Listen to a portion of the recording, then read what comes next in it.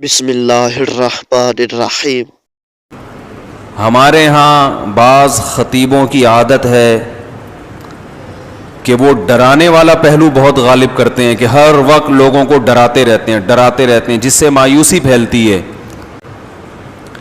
اور بعض خطیبوں کی عادت یہ ہوتی ہے کہ وہ اللہ کی رحمت کو ایسا بنا کے پیش کرتے ہیں کہ بس سب کی بخشش ہو ہی جائے گی۔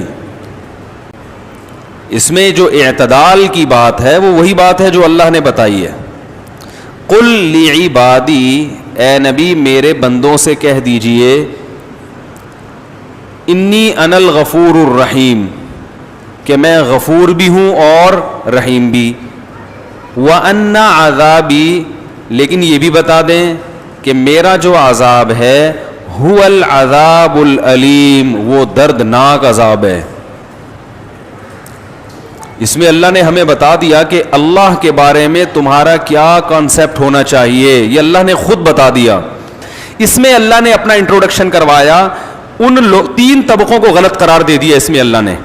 وہ طبقے جو ہر وقت اللہ کی رحمت ہی کو بیان کرتے ہیں اور لوگوں کو یعنی بے خوف کر دیتے ہیں کہ بس سب کی مغفرت ہونی ہے، رمضان میں مر گئے، چرس پی کے مر جاؤ، کچھ بھی کر کے مر جاؤ، یتیم کا مال کھا لو، بہنے کی وراثت دبا کے بیٹھے ہوئے ہو، حج پہ کر جاؤ گے سب معاف ہو جائے گا، اور جناب مہر کھا گئے، اور جناب وہ ابا سے بھی تمیز سے بات نہیں کر رہا، اماں سے بھی تمیز سے گانے بھی گا رہے ہیں، اور پتہ نہیں کیا کیا ہو رہا ہے۔ بس اللہ بڑا غفور رحیم ہے، یہ تسبیح پڑھ لو وہ تسبیح پڑھ لو اور اللہ تو معاف کر دے گا، سب کچھ معاف کر دے گا، بس حقوق العباد معاف نہیں کرے گا۔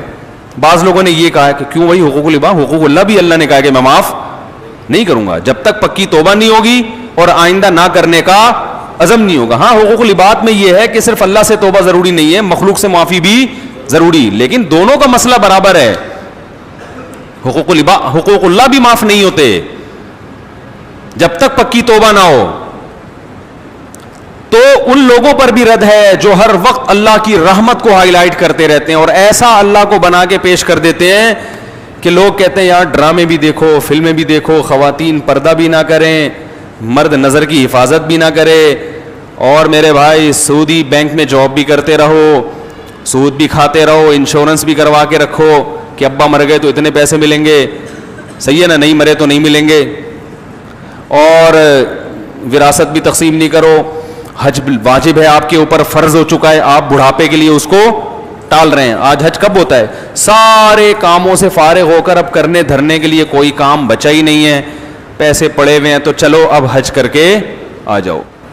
ہمارے حضرت فرما رہے تھے ایک دفعہ بیان میں کہ لوگ رمضان میں یہ تو بتاتے ہیں کہ بخشش ہوگی بخشش ہوگی، روزہ رکھا، تراویح رکھی، بخشش پکی بخشش ہے، تیسرا عشرہ جہنم سے خلاصی، 27 کی رات میں تو جنت ہی جنت کا۔ یہ بھی تو حدیث میں آتا ہے کہ جو روزہ رکھ کے بھی جھوٹ نہ چھوڑے اس کو بھوک اور پیاس کے علاوہ کچھ بھی حاصل نہیں، اور جو تہجد پڑھ کے بھی برائی نہ چھوڑے اس کو رات کو جاگنے کے علاوہ کچھ بھی حاصل نہیں۔ یہ بھی تو حدیثیں ہیں۔ تو ایک طرف اللہ کی رحمت میں اتنا غلو کرایا جاتا ہے کہ لوگ گناہوں پہ جری ہونے لگتے ہیں، یار سب حلال ہے، سب کرتے رہو، بس یہ کر لیں گے، یوں کر لیں گے، ایک مسجد کے ڈبے میں چندہ ڈال دیں گے 5 روپے، اور وائپر والے کو 5 روپے پکڑا دیں گے، شیشہ بھی صاف ہو جائے گا اور صدقہ بھی ہو جائے گا، ایزی سینٹر میں ایک بکرا دے دیں گے۔ اور یہ بھی جب دیتے ہیں جب اپنا کوئی مریض بیمار ہوتا ہے۔ اور دوسری طرف غلو کیا ہے، بعض حضرات اتنا ڈراتے ہیں کہ 4 آدمیوں کے علاوہ کوئی جنت میں، کوئی 4 مشہور شخصیات سب جانتے ہی ہیں، ان میں 2 پاکستان میں ہیں، ایک سعودی عرب میں ہے، اور ایک مجھے بھی ذہن میں نہیں آ رہی، لیکن وہی جنت میں جائیں گے۔ انہوں نے ایسا دین کو بنا کے پیش کیا ہے کہ یہ سارے مولوی جہنمی ہیں بھائی، یہ سارے فرقہ پرست اور ان مولویوں کے پیچھے چلنے والے بھی سارے جہنمی، اور جناب جو اچھے اعمال ہیں وہ بھی قبول۔ تو اس لیے بعض لوگ جہنم کا ایسا بنا کے پیش کرتے ہیں، لگتا ہے کہ جنت میں جانے والے 4-5 آدمیوں کے علاوہ کوئی جنت میں نہیں جائے گا۔ اس میں اعتدال کا راستہ کیا ہے بھائی؟ اللہ کی ذات کے دونوں پہلو ہیں، عذاب بھی ہے اور رحمت بھی ہے، لیکن یہ بالکل برابر نہیں ہے۔ رحمت والا پہلو عذاب والے پہلو پر غالب ہے۔ تبھی اللہ نے رحمت کو ہائی لائٹ کیا, میں غفور بھی اور میں رحیم بھی. لیکن عذاب کے بارے میں فرمایا میرا جھانپڑ بہت سخت ہے, یعنی میں ایسا ہوں نہیں لیکن مجھے مجبور نہ کرو, اگر میری نافرمانی کی تو میں عذاب بھی دے دوں گا. تو رحمت غالب کیسے ہے؟